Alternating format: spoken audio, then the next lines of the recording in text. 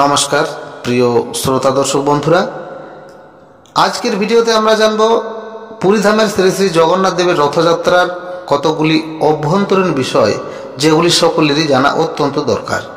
তাই আজকের ভিডিওতে থাকছে বলরাম, সুভদ্রা ও জগন্নাথ দেবের তিনটি রথের কি কি নাম, রথগুলি যে দড়ি দিয়ে টানা হয় সেই দড়িগুলির কি কি নাম এবং প্রত্যেকটি রথে মোট কতগুলি করে চাকা থাকে, এই রথের দড়ি টানতে পারলে কি কি ফল লাভ হয় এবং আরও বহু কিছু তথ্য রয়েছে আজকের এই ভিডিওর মধ্যে।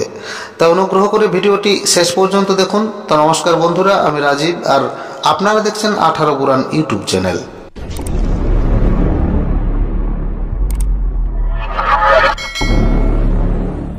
দর্শক বন্ধুরা, জগন্নাথ দেবের যে রথ সেই রথের নাম হলো নন্দী ঘোষ এবং যে দড়ি বা রশি দিয়ে এই রথটিকে টানা হয় সেই দড়িটির নাম হলো শঙ্খচূড় নাগিনী। এই রথের উচ্চতা হলো 45 ফুট এবং এই রথে চাকা থাকে 16টি। এই রথের সারথীর নাম দারুকা। তাছাড়া রথের মাথায় যে পতাকা থাকে তার নাম ত্রৈলোক্য মোহিনী। এই রথটি সাজানো হয় লাল ও হলুদ রঙের কাপড় দিয়ে। জগন্নাথ দেবের রথের প্রতিটি অংশই অত্যন্ত পবিত্র। তিনটি রথে 33 কোটি দেবদেবী অধিষ্ঠান করেন, ফলে রথের রশি স্পর্শ করলেই 33 কোটি দেবদেবীর চরণে স্পর্শ করা হয়।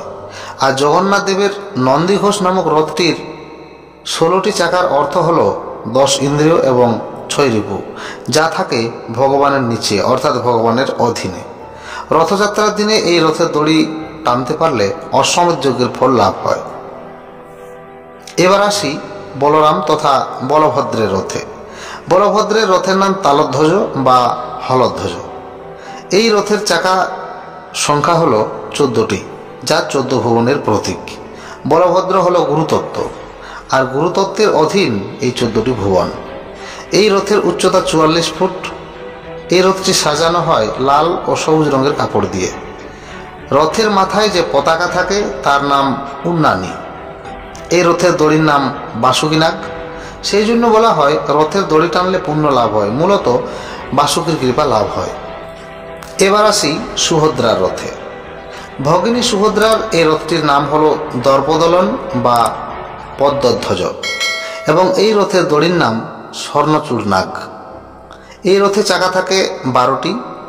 এর অর্থ ভজনের সময় 12 মাস প্রতিদিন ভক্তিঙ্গ যাজন করতে হবে।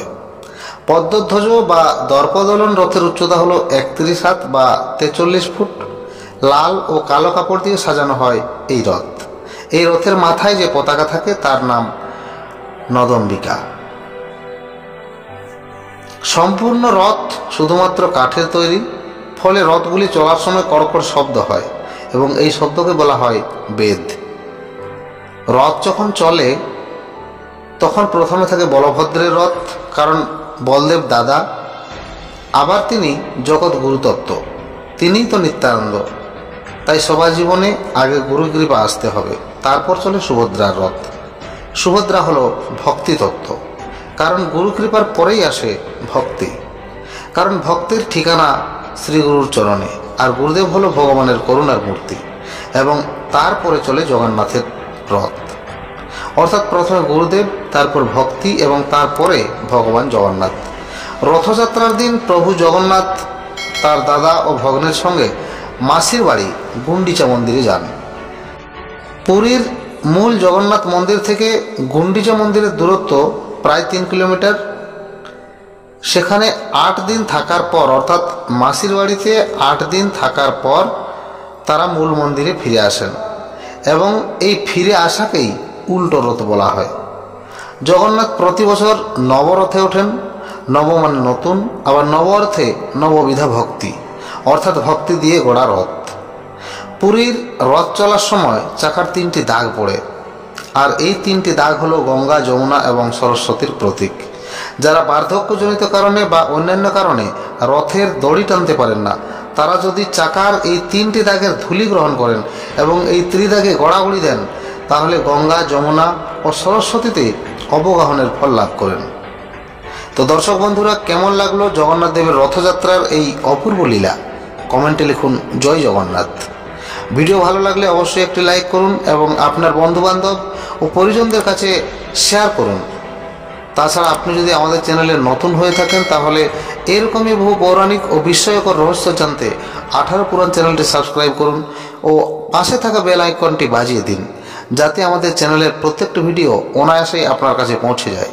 তো নমস্কার বন্ধুরা, ফিরে আসবো পরবর্তী ভিডিও নিয়ে। জয় জগন্নাথ।